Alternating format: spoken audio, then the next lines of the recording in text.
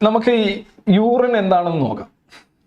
Urine എന്താണെന്ന് എല്ലാവർക്കും അറിയാം. പിന്നെ എന്തിനാ നോക്കുന്നതെന്ന് ചോദിച്ചു കഴിഞ്ഞാൽ, ഈ സത്യത്തിൽ ഇതൊക്കെ ഇതിനെക്കുറിച്ചൊക്കെ സംസാരിക്കേണ്ടി വരുന്നു, അല്ലെങ്കിൽ 21ാം നൂറ്റാണ്ടിലും യൂറിൻ തെറാപ്പി എന്ന് പറയുന്ന ഒരു സംഗതിയെക്കുറിച്ച് വിശകലനം ചെയ്യേണ്ടി വരുന്നു എന്ന് പറയുന്നത് നമ്മളുടെ നാടിൻ്റെ അല്ലെങ്കിൽ നമ്മുടെ സമൂഹത്തിൻ്റെ ഒരു എന്താണ് പറയുക, ശോചനീയമായ അവസ്ഥയാണ്.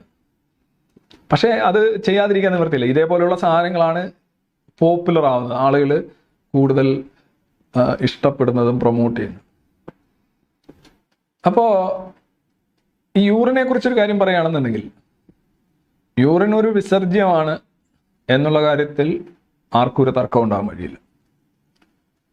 യൂറിൻ ഒരു വിസർജ്യം അല്ലെങ്കിൽ വിസർജ്യം എന്നൊന്നില്ല. ഇല്ല. കഫമായാലും മലമായാലും നമ്മൾ പുറത്തേക്ക് തള്ളുന്ന കഫം നമ്മൾ പുറത്തേക്ക് തള്ളുകയല്ല ചെയ്യുന്നത്, നമ്മൾ ഫോഴ്സ്ഫുൾ ആയിട്ട് ചെയ്യാണ്, നോർമലായിട്ട്, അല്ലെങ്കിൽ നമ്മുടെ ശരീരത്തിന് ആവശ്യമില്ലാതെ നമ്മൾ കളയുന്ന ഈ വേസ്റ്റ് പ്രോഡക്ട്സ് എന്ന് പറയാവുന്ന, അല്ലെങ്കിൽ വേസ്റ്റ് എന്ന് പറഞ്ഞാൽ മതി, പ്രോഡക്ട്സ് എന്നും പറയണ്ട. യൂറിൻ അങ്ങനെ ഒന്നാണ് എന്നുള്ള കാര്യത്തിൽ സംശയമില്ല. എങ്ങനെയാണ് യൂറിൻ ഉൽപ്പാദിപ്പിക്കപ്പെടുന്നത്?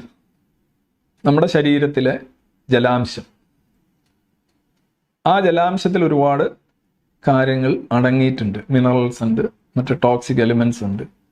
ഈ ജലം, പിന്നെ രക്തം. ഈ രക്തം എന്ന് പറയുന്നതും ഭൂരിഭാഗം ജലമാണ് അടിസ്ഥാനപരമായിട്ട്. അതിൽ ഏറ്റവും വലിയ കണ്ടന്റ് എന്ന് പറയുന്നത് ഒരു 55-56% ആവറേജ് നോക്കുകയാണെന്നുണ്ടെങ്കിൽ പ്ലാസ്മയാണ്. പ്ലാസ്മയിൽ ഭൂരിഭാഗവും ജലമാണ്. പിന്നെ ഒരു 4% WBC, ഒരു 41% RBC. ഇതാണ് രക്തം. അപ്പം ഈ രക്തം നമ്മളുടെ കിഡ്നിയിൽ എത്തിച്ചേരുന്നു. കിഡ്നി അതിനെ ഫിൽട്ടർ ചെയ്യുന്നു, അരിക്കുന്നു. എന്തിനാണ് അരിക്കുന്നതെന്ന് ചോദിച്ചു കഴിഞ്ഞാൽ, നമ്മളുടെ ജൈവസന്ധാരണത്തിന് ഈ അരിക്കൽ ആവശ്യമാണ്. കാരണം അതിനകത്ത് ടോക്സിക് ആയിട്ടുള്ള, അൺവാണ്ടഡ് ആയിട്ടുള്ള ഒരുപാട് എലിമെന്റ്സ് ഉണ്ടാവും. അപ്പോൾ എന്ത് ചെയ്യും? കിഡ്നിയുടെ ഈ നെഫ്രോൺസ് ആണല്ലോ, നെഫ്രോൺസ് ചേർന്നാണ് കിഡ്നി ഉണ്ടാവുക. അതിലൂടെ കടന്നു പോകുമ്പോൾ നമ്മുടെ ശരീരത്തിന് ആവശ്യമില്ലാത്ത കാര്യങ്ങൾ വേർതിരിക്കപ്പെടുക. ഈ വേർതിരിക്കപ്പെടുന്നത് ജലത്തോടു കൂടി, അതായത് അതിനകത്തുള്ള വാട്ടർ കണ്ടന്റ് ആയിട്ട്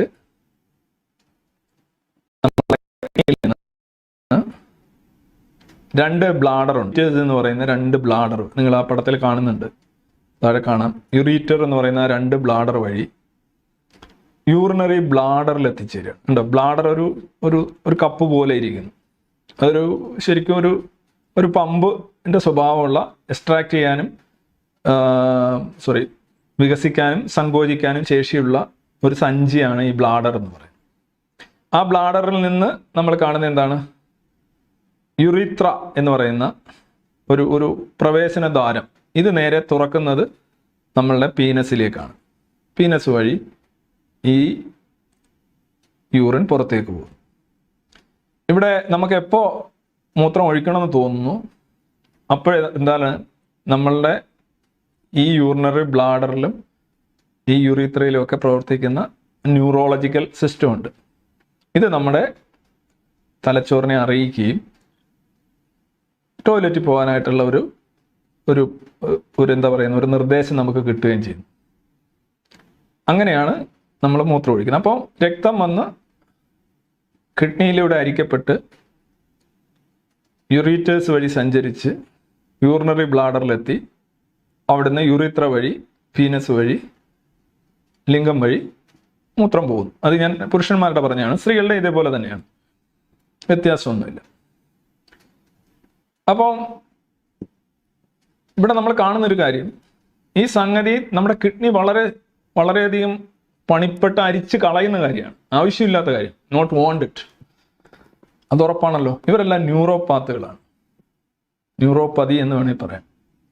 അതായത് എന്താണോ സംഭവിക്കുന്നത്, നേച്ചറിൽ എന്താണോ, ബോഡിയിൽ എന്താണോ സംഭവിക്കുന്നത്, അത് ശരിയാണ്, നല്ലതാണ് എന്ന് കരുതുന്നവരാണ് ഇവരൊരു വാദം. അത് തെറ്റാണെന്നുള്ള കാര്യം വേറെ കാര്യം, അത് ഞാൻ അനുകൂലിച്ചുകൊണ്ട് പറഞ്ഞല്ല. അത് നാച്ചുറലിസ്റ്റിക് ഫാലസി എന്ന് പറയുന്ന ഒരു ഫാലസിയാണ്. പക്ഷേ ഇവര് വിശ്വസിക്കുന്ന ഈ അന്ധവിശ്വാസം അല്ലെങ്കിൽ ഈ വിശ്വസിക്കുന്ന ഈ കാര്യത്തിന് പോലും എതിരായിട്ടാണ് യഥാർത്ഥത്തിൽ യൂറിൻ കുടിക്കണമെന്ന് പറയുമ്പോൾ ഇവർ ഉന്നയിക്കുന്നത്. കാരണം ശരീരം വേണ്ട എന്ന് പറയുന്ന ഒരു കാര്യം ശരീരത്തിന് പിന്നെ വേണ്ടല്ലോ, വേണ്ട. പക്ഷെ ഇവരെന്താണ് ചെയ്യുന്നത്? ഈ മൂത്രം എടുത്ത് വീണ്ടും കുടിക്കുമ്പോൾ എന്താണോ ഈ സാധനം എല്ലാം കിഡ്നി തള്ളിയതാണ്, തള്ളിയ കാര്യം തന്നെ വീണ്ടും എടുത്തിട്ട് കൊടുത്തു കഴിഞ്ഞാൽ കിഡ്നിക്ക് വീണ്ടും ഇരട്ടി പണിയാകും എന്നല്ലാതെ പ്രത്യേകിച്ച് ഗുണമൊന്നുമില്ല. കാരണം ശരീരത്തിന് വേണമെന്ന്, നമ്മുടെ ശരീരത്തിന് വേണ്ടുന്ന ഒരു കാര്യം നമ്മൾ അബ്സോർവ് ചെയ്യും. അതെൻ്റെ നാച്ചുറൽ ആയിട്ടുള്ള ഒരു ഇതാണല്ലോ. ഇതവർ അംഗീകരിക്കുന്നില്ല. അതാണ് ഇതിനകത്തൊരു ഫണ്ടമെന്റൽ ആയിട്ടുള്ള ഒരു പ്രശ്നം. ഇനി ഇവരുടെ കുറെ വാദങ്ങൾ വെച്ച് തന്നെ തുടങ്ങാം. ഇവരാദ്യം പറയുന്നത്, ഞാൻ കുറെ എണ്ണം സ്വരൂപിച്ചെടുത്താണ്, not a waste product but a by product. ഈ യൂറിൻ എന്ന് പറയുന്ന ഒരു വേസ്റ്റ് പ്രോഡക്റ്റ് അല്ല, അതൊരു ബൈ പ്രോഡക്റ്റ് ആണെന്നാണ്. അപ്പൊ ഇത് വാക്കുകൾ കൊണ്ടുള്ള ഒരു കളിയാണ്. നമുക്കറിയാം ആവശ്യമില്ലാത്ത ഒന്നാണ്, തള്ളുന്ന ഒന്നാണ്. പക്ഷെ ഇവർ പറയുന്നത് അതൊരു ബൈ പ്രോഡക്റ്റ് ആണെന്നാണ്. അവർ അതിൻ്റെ കൂടെ തന്നെ പറയും ഇതൊരു ബ്ലഡ് ഫിൽറ്റർ ചെയ്താണ് യൂറിൻ ഉണ്ടാകുന്നത്, അല്ലാതെ വേസ്റ്റ് അല്ല. ബ്ലഡ് ഫിൽറ്റർ ചെയ്താണ് ഉണ്ടാകുന്നത്. അത് സാങ്കേതികമായിട്ടൊരു വാക്ക് നോക്കുകയാണെങ്കിൽ ശരിയാ, ബ്ലഡ് ഫിൽറ്റേർഡ്. പക്ഷെ ഇത് ഫിൽറ്റേർഡ് ബ്ലഡ് അല്ല. കാര്യം ബ്ലഡിൽ എന്തൊക്കെയാണ് ഉള്ളത്? ബ്ലഡിലുള്ളത് പ്ലാസ്മയും WBC, പ്ലേറ്റ്ലെറ്റ്സ്, RBC, ഇതാണ് ബ്ലഡിൻ്റെ ഒരു കോമ്പിനേഷൻ. അത് ഫിൽറ്റർ ചെയ്താൽ നമുക്ക് എന്താ കിട്ടേണ്ടത്? കുറച്ചുകൂടെ നല്ല ബ്ലഡ് അല്ലേ? ശ്രദ്ധിക്കുക, ഈ വാക്കുകൾ കൊണ്ടുള്ള കളിയാണ് ആലോചിക്കുന്നത്.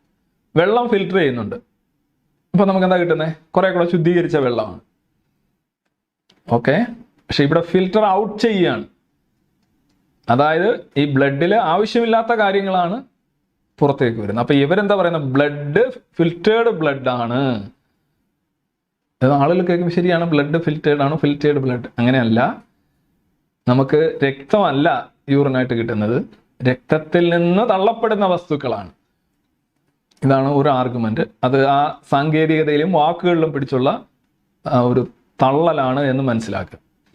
അതല്ലാതെ യൂറിൻ എന്ന് പറയുന്ന ബ്ലഡ് അല്ല, ബ്ലഡിൽ നിന്ന് തള്ളപ്പെടുന്ന വസ്തുക്കൾ എന്ന് പറഞ്ഞുകൊണ്ട് ബ്ലഡ് ആവുന്നില്ലല്ലോ. ബ്ലഡുമായിട്ടുള്ള ബന്ധം അവിടെ തീർന്നു. ബ്ലഡ് എന്ന് പറയുന്ന വേറൊരു സാധനമാണ്. പ്യൂരിഫൈഡ് ബ്ലഡ് എന്ന് പറയുന്നത് ബ്ലഡിലെ മാലിന്യങ്ങൾ നീക്കുന്നതിനാണ്. പക്ഷെ അത് ബ്ലഡ് ആയിരിക്കണം. ഇവിടെ ബ്ലഡ് അല്ല, ഇത് മാലിന്യങ്ങളാണ്. അത് ബ്ലഡിലെ മാലിന്യങ്ങളാണോ അല്ലെങ്കിൽ വേറെ എവിടുത്തെ മാലിന്യങ്ങളാണോ എന്നുള്ളതിൻ്റെ കാര്യം അവിടെ പ്രസക്തമല്ല.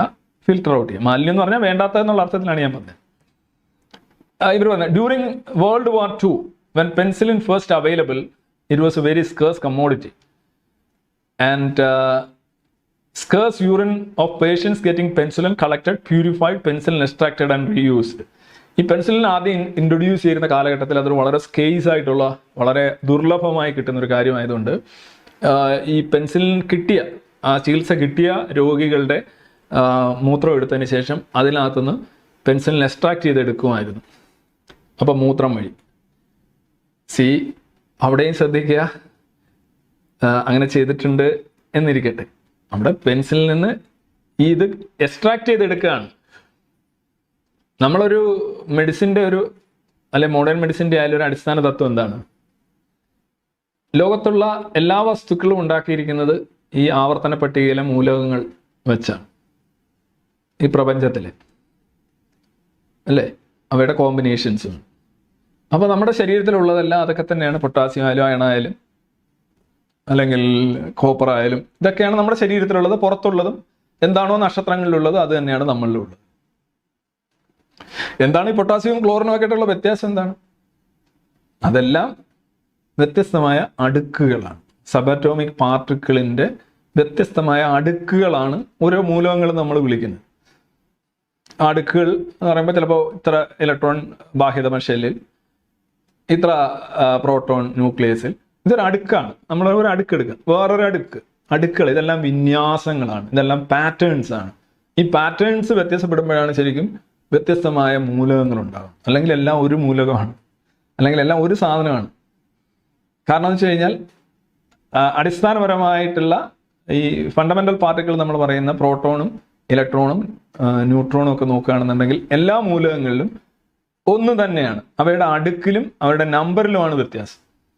ഓക്സിജന്റെ ഇലക്ട്രോണും ഹൈഡ്രജന്റെ ഇലക്ട്രോണും കാൽസ്യത്തിന്റെ ഇലക്ട്രോണും ഇലക്ട്രോണാണ്, അല്ലാതെ ഒരെണ്ണം അതിന് വ്യത്യാസമില്ല, എല്ലാം ഒന്ന് തന്നെയാണ്. അപ്പം നിങ്ങൾ മനസ്സിലാക്കേണ്ടത് ഈ നമ്മളിലുള്ള അല്ലെങ്കിൽ പുറത്തുള്ള അല്ലെങ്കിൽ ഒരു ചെടിയിലുള്ള ഏതെങ്കിലും ഒരു പർട്ടിക്കുലർ മൂലകം അല്ലെങ്കിൽ ഏതെങ്കിലും ഒരു പർട്ടിക്കുലർ കോമ്പൗണ്ട്, അതിൻ്റെ ഒരു മോളിക്യൂള്, ഇത് നമ്മളുടെ ഒരു പർട്ടിക്കുലർ രോഗത്തിന് സഹായകരമാണ് അല്ലെങ്കിൽ അതിനെ ചികിത്സയ്ക്ക് സഹായകരമാണെങ്കിൽ നമ്മളത് തപ്പിയെടുക്കും, നമ്മൾ എക്സ്ട്രാക്ട് ചെയ്തെടുക്കും. എടുത്തിട്ട് അതേ കോമ്പിനേഷൻ മനസ്സിലാക്കിയതിന് ശേഷം നമ്മൾ സിന്തറ്റിക് ആയിട്ട് ഡ്രഗ് ഉണ്ടാക്കും. ഇതാണ് മോഡേൺ മെഡിസിൻ്റെ ഒരു അടിസ്ഥാന തത്വം. അത് ചിലപ്പോൾ ഒരു മരത്തിൻ്റെ തൊലിയിൽ നിന്നായിരിക്കും, ചാണകത്തിൽ നിന്നായിരിക്കും, ചിലപ്പോൾ മലത്തിൽ നിന്നായിരിക്കും, ചിലപ്പോൾ യൂറിനിൽ നിന്നായിരിക്കും. ആ മോളിക്യൂളാണ്. ആ മോളിക്യൂൾ അതിനകത്തുണ്ടെങ്കിൽ ആ മോളിക്യൂൾ അതിനകത്ത് നിന്ന് എടുത്താൽ മതി. അപ്പോൾ നമുക്കൊരു മനസ്സിലൊരു ചിന്തയുണ്ട്. ഇപ്പോൾ ഉദാഹരണമായിട്ട് മലത്തിലൊരു 10 പൈസ കിടന്നു കഴിഞ്ഞാൽ അത് 10 പൈസ എടുക്കുമ്പം അതിനകത്തൊരു പ്രശ്നം ഉണ്ടാവുമല്ലോ. പക്ഷേ കുഴപ്പമില്ല, ഇത് അങ്ങനെയല്ല. ഇത് ആ മോളിക്യൂൾ അതിനകത്ത് എടുക്കുമ്പോൾ അതിൻ്റെ ഒരു കോമ്പിനേഷൻ, ആ മോളിക്യൂൾ എന്ന് പറയുന്നത് എല്ലായിടത്തും ഉള്ള ആ മോളിക്യൂൾ തന്നെയാണ് അതിനകത്തുള്ളൂ. അത് എക്സ്ട്രാക്ട് ചെയ്തെടുക്കും. അങ്ങനെ നമുക്ക് പല ഈവൻ വിസർജ്യങ്ങളിൽ നിന്നൊക്കെ നമുക്ക് എടുക്കാൻ കഴിയും. നമുക്ക് ആവശ്യമുണ്ടെങ്കിൽ ചെടികളിൽ നിന്ന് എടുക്കാൻ കഴിയും. ഇപ്പോൾ ശവനാറി ചെടി, അങ്ങനെ ഒരു ചെടിയൊക്കെ ഉണ്ടല്ലോ, അതിനകത്ത് നിന്ന് ക്യാൻസറിന് വേണ്ടുന്ന കീമോതെറാപ്പിക്കൊക്കെ വേണ്ടുന്നിട്ടുള്ള ഔഷധങ്ങൾ എടുക്കാറുണ്ട്. ഔഷധങ്ങൾ എന്ന് പറഞ്ഞാൽ ആ പർട്ടിക്കുലർ മോളിക്യൂളാണ്. അത് മോഡേൺ സയൻസാണ്. ആ മോഡേൺ സയൻസ് വെച്ചും ശാസ്ത്രം വെച്ച് നോക്കുകയാണെങ്കിലും ഈ യൂറിൻ കുടിക്കുന്നത് അങ്ങേയറ്റം തെറ്റാണ്. കാര്യം യൂറിനിൽ ഇപ്പോൾ ഒരാൾ പറയാറുണ്ട്, എൻ്റെ കണ്ണിൽ യൂറിൻ വെച്ച് എഴുതിയപ്പോൾ കണ്ണ് നന്നായി, കാഴ്ച കിട്ടി, അല്ലെങ്കിൽ അത് ചെയ്തപ്പോൾ ഇത് കിട്ടി. എല്ലാ രോഗങ്ങൾക്കും ഒറ്റ മരുന്നാണ് യൂറിന്. ശിവാമ്പു എന്നൊക്കെ പറയുന്ന രാവിലെ എഴുന്നേറ്റ് 3 മണി 4 മണി സമയമാകുമ്പോൾ മൂത്രം ഒഴിച്ചിട്ട് ആദ്യം വരുന്ന മൂത്രം കളയുക, അവസാനം വരുന്ന മൂത്രം കളയുക, നടുക്കുള്ള അതായത് മധ്യഭാഗത്ത് വരുന്ന മൂത്രം മാത്രം കളക്ട് ചെയ്യുക, കുടിക്കുക. നമുക്കൊരു റിവൾഷൻ എന്ന് പറയുന്നൊരു സംഗതിയുണ്ട്. അറപ്പ്, വെറുപ്പ് എന്നൊക്കെ പറയും. മൂത്രം കുടിക്കുന്നതിനെ കുറിച്ച് നമ്മളോട് പറയുമ്പോൾ